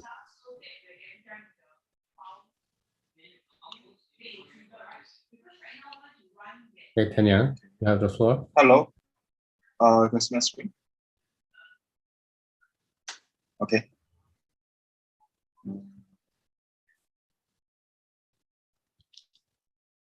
All right. So there are some experiments the author has cited. The first one is the syntactic data. So the author simulate some of the data with the key terms and the arms, and also the users. So here is how they set the data. So create the key term set with the set scaling, and there's an up pool with n arms, and it's called as A. And each arm is associated with a dimension as a d-dimension vector and a set of key terms with equal weighting. And they also generate the user with a d-dimensional randomly to set the preference, and that one is considered as the breakthrough. And also, the assumption is that after training for some time, the more shared key terms for the vectors, the closer the two vectors will be. And in the settings, D is equal to 50, user is equal to 200, and arms is 5K, K is 500. For evaluation metrics, for the synthetic data, there are two major evaluation metrics. The cumulative regret is that they average the regret for 10 times training and they get the average. And another one is the accuracy for the learned parameter, because the user's preference is given as a graph truth, which is they simulated previously. And so they have the graph truths, and after learning for some time, they calculate the square difference for the difference between the graph truth and the learned vector. And the last one is a normalized CTR. This one is used for another raw data set of Tongyao. So for evaluations, there are some baselines. The first one is a lean UCB. This one is the state-of-the-art contextual Bandit algorithm. And this one has no conversation included. And also for the con UCB and the various UCB, they all build on the lean UCB. Another one is the outcome. That one is adopts conversation and leverage lean UCB for arm selection. And also the below three is the VAR-RS, VAR-MSC, VAR-LCR. They are all variants of the conversational UCB, but they have different strategies for selecting the arms. RS is selected randomly, and MRC and LCR are two kind of different strategies, which maximize the confidence and the current context. And also another one is to choose the one with the largest confidence reduction.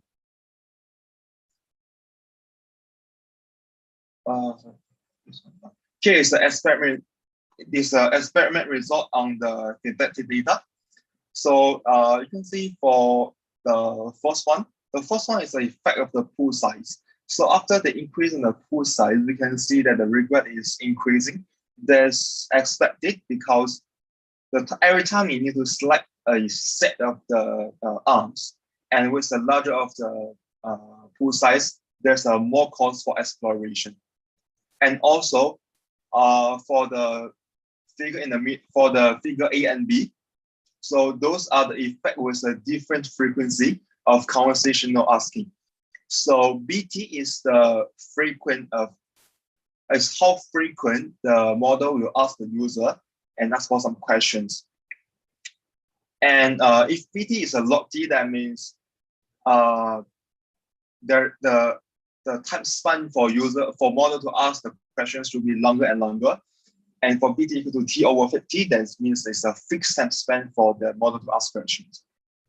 And we can see that with the more questions asking, with the time to be longer and longer, the request for the conversational UCB becomes smaller. That's also expected because the more information you ask for the user, that means the more feedback you get and the more information you have. So there's a smaller regret. And the difference between A and B is that because of different strategy for the question asking, we can see that the decrease of the regret for the con UCB is faster with the strategy of log T. Although they are only asked 3 times, this one is also because for log T, although the time span will be increasing, the first question asked will be earlier than the T equal to T over 50.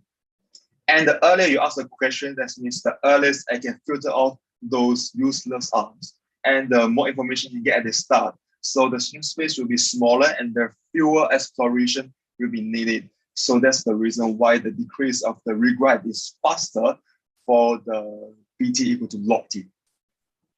So I think you guys can all try to relate that last slide that Tianyang gave with the earlier presentation 2 weeks ago. And even before that, when we were talking about conversational recommendation systems through ear, right? So in Nisong's prior work, there is this notion that asking questions reduces the uncertainty. And here we're formalizing that a little bit more using standard mathematical terms of regret. Yeah. Yeah. And this one, sorry, the title is wrong. This one is the Ibrahim results on the syntactic data. It's not on Tongyao. So we can see that one for all of the results, the conventional UCB, that one gives the best result. And also the time for the regret be increased slowly because that one has a so this one, as you can see that the conventional UCB has a smaller regret. That's because conventional UCB with a set time, that one can gain a higher accuracy on the user's preference. And that's the figure shown on the left hand. And the author also does experiments on 2 real data sites. The first one is on the Yap. Yap contains the user reviews on the Yap is for the restaurant reviews platform. And they keep the users with no less than 100 reviews and restaurants with no less than 50 reviews. And finally, they have about 2K users, 25K restaurants, and 300K reviews, 1K categories. That one is for the key terms. And so that means there's a total pool size. And they do the dimension reduction with the PCA. So after reduction, they have 50-dimension normalized arms, contextual vector, and they treat the rates to be the binary feedbacks. So if the rate is larger than 3, that means it's a 1 for the feedback. Otherwise, it will be a 0. The frequency they use is also the log T.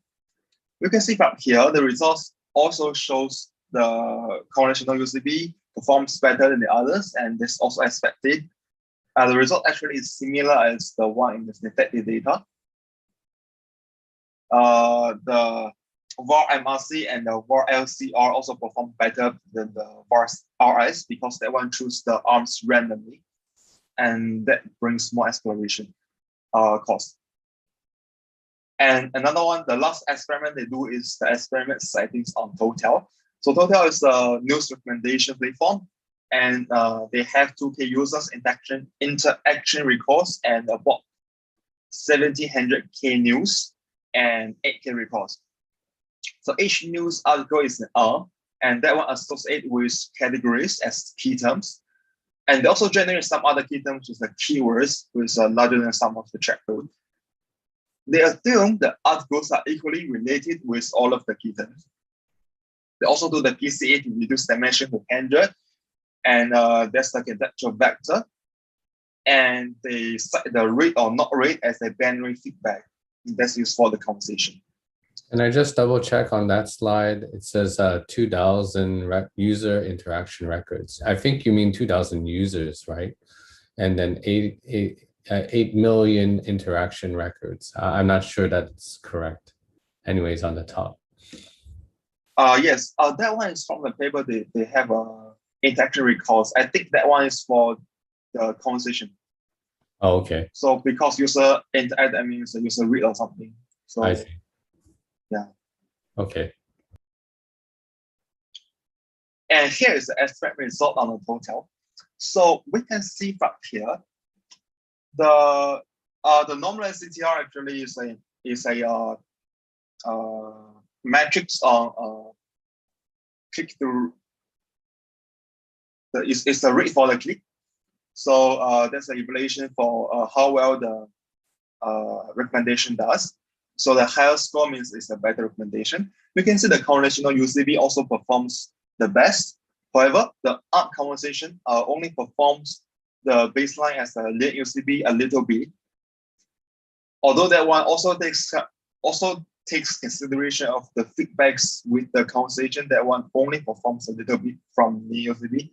That is because there are many negative feedbacks in the data. So negative feedbacks means some of the articles read by user is not user choose to read, but is given by the Total mechanism. So user just read that one because it's after the previous article, and that doesn't show actual user's preference. So that is the negative feedbacks from the data side. However, the model takes that everything as the user's preference. So there's a confusion between the actual data and what user assumes. So that negative feedback mislead the models, and that's the reason why art convolution only performs a little bit better than the baseline, which is lead UCB. And to handle this case, to handle the issue of that, additional questions may be needed for asking. So maybe ask users for further preference and to ask the user for actual feedback that just you read or not read. Also, we can see that one, the VAR-RS, the randomly choose the arms, actually performs better than the MRC and LRC. That is the reason because the way the experiment is constructed, because each time only a few of the arms is selected as within the experiment. And also for MRC and LRC, they both need a quite large port size, which is to explore. So in that case, because of the settings of the experiment, the VAR-RS performs better than that. And this is an extended algorithm for Total. The purpose for doing this experiment is because the previous experiment is based on the lead UCB, the users add the conversational part to the lead UCB and to get a conversational UCB. However, there's also another contextual UCB algorithm, which is called the hidden lead UCB. And that is also one of the reason models that one take care of the hidden features. So the users want to show that is that the conversational UCB algorithm is able to adopt many of the contextual UCB algorithms. And with the H-lead UCB, we can see the results is almost the same. So with the conversational UCB, that also outperforms all of the other baselines. And in these settings, the normalized CTR is to set the lead UCB result as 1. So here is a ratio of them. And here is the conclusion for the paper and for the experiments. So the contributors for the paper is that the paper formulated conversational contextual bandit problems by incorporating the conversational mechanisms. And the author also designed the conversational UCB algorithm to optimize the arm selection and the key term selection via the conversation and the UCB. And it's also able to achieve a lower regret upper bound and faster learning speed. And also this mechanism, the conversational UCB algorithm, is able to adopt many contextual UCB algorithms with stable changes. Is there any questions? Okay, I think because we're running a little behind time and we want to get to do a quick review of everything through Kahoot, let's thank Weicong and Tianyang for their work. And let's thank all of our speakers today, Hengchang, Taha, Wendi, Sam, and then Tianyang and Weicong for their work, and all of the scribes for this week. Next week is our last project consultation session. Week 13, we will still have our last lesson for the semester, but there's also steps on Wednesday. So make sure you've reserved time in your schedule to attend steps and to present your poster. So we'll have a one last chance to go over projects next week. And so this week, Yiding has created the Kahoot for us to play that he's been doing during this session. So all you'll need to do is take a tab in your browser and then join in. So you need to go to www.kahoot.it and then key in this particular ID. And this will take us about another 5 or 10 minutes or so to have a little bit of fun to recap. Okay, so just put in a random identifier. And I think the people who actually scribed and presented should have a natural advantage. Although usually what happens is the person setting the Kahoot will get one or more questions wrong. And usually I'm the one setting the Kahoot, so I won't be surprised if we get some questions wrong ourselves. So we have 28 participants today, so I would expect about 25 of you to come in. So I hope we can get at least over 20 people in.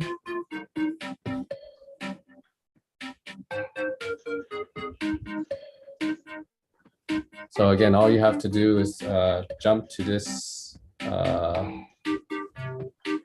particular web address, right? And then add the game pin that you see on your screen there.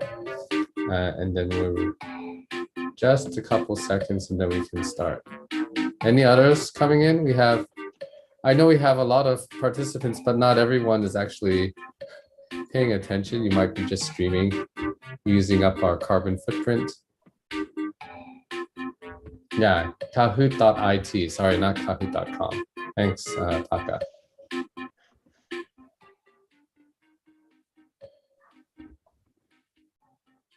One more? Anyone?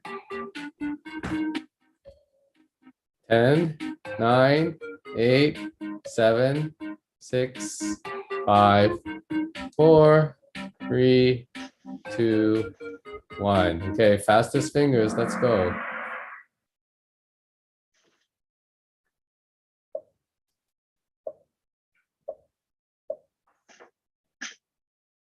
First paper, what venue does Hengchang and Taha's paper was it presented at? So I think there's a big clue on the screen, but I don't know whether it's the right one. I guess Yi-song can only tell you. Yeah.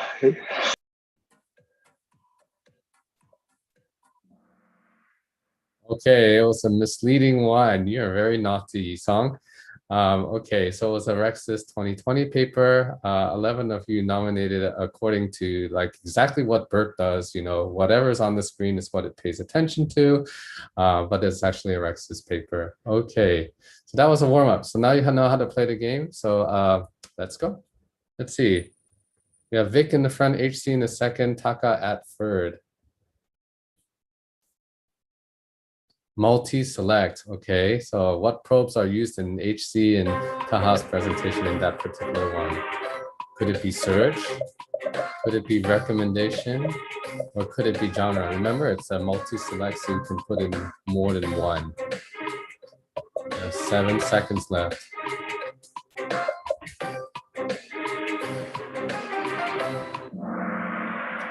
I think we should get BERT to play these games too. Anyone want to put BERTs in here and somehow? Yeah, okay, well, anyways. Also, you got it all right. It's one of those trick questions, and Taka takes the lead. Shinran comes up a bit. I mean, our other two presenters have moved down. Okay. What is the probing task in the image referring to? Oh, tougher. Context is getting smaller.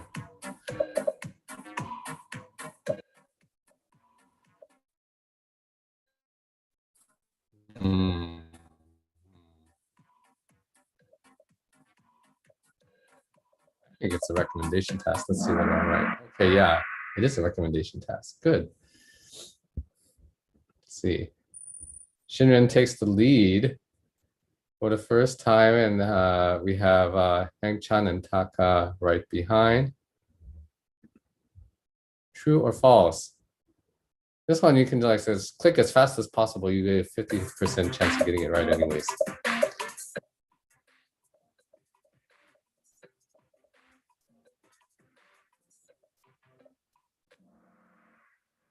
So it is vulnerable because it's using surface linguistic clues. It really doesn't have any brain. It just has a lot of stats. Has more stats than most of us do. So Hengchang has risen to the top. Shinran is back down to 4th place. 5 out of 10. Another multi-select.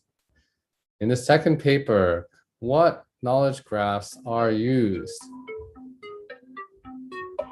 Oh, I have no idea. I think I know one. Let's see.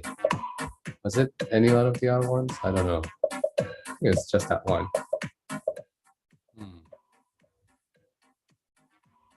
Another clue on the screen. Is it misleading? It was. Okay, so DBPD and ConceptNet. So most of you got that right. Assyarul is coming up, followed by Taha is on 3rd place. Okay. What is a core idea shared by the techniques in the first and the second paper? Oh, this is a synthesis question. Could it be gates? Could it be adversarial network, self-attention, file STM? Remember, it's a multi-select.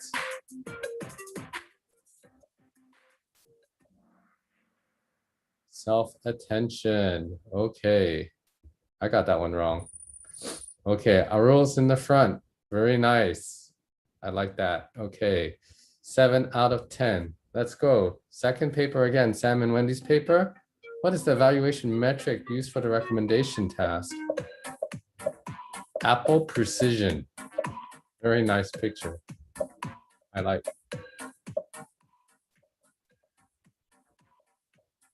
Weicong, when you write a paper, make sure you coin a new Apple precision evaluation metric.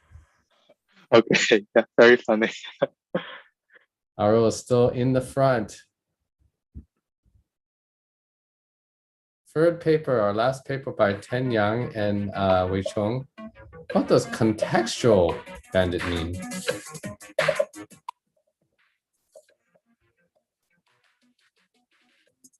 I mean, within the context of the third paper, we can interpret context differently in many places. An intrinsic property of the product. Okay. 2 questions left. How does UCB, upper confidence bound, reduce the search space of the items?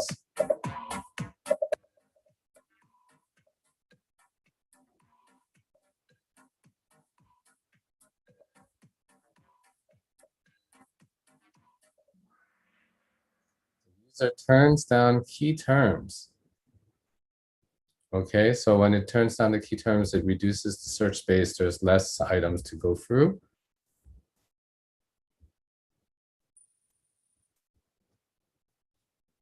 The last one, asking more questions can reduce cumulative regrets. Quick, quick, quick, go.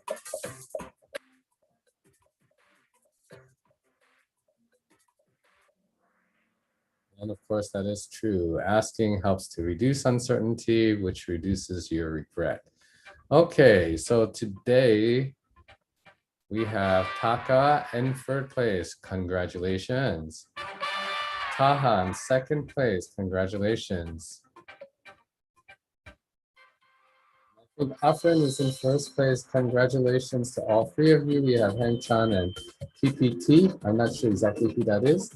In fifth place. And that is all for today. Thank you so much. We will have our next consultation next week and our final lesson the week afterwards. Okay, take care, everyone. Have a great Friday ahead, and we'll see you next time.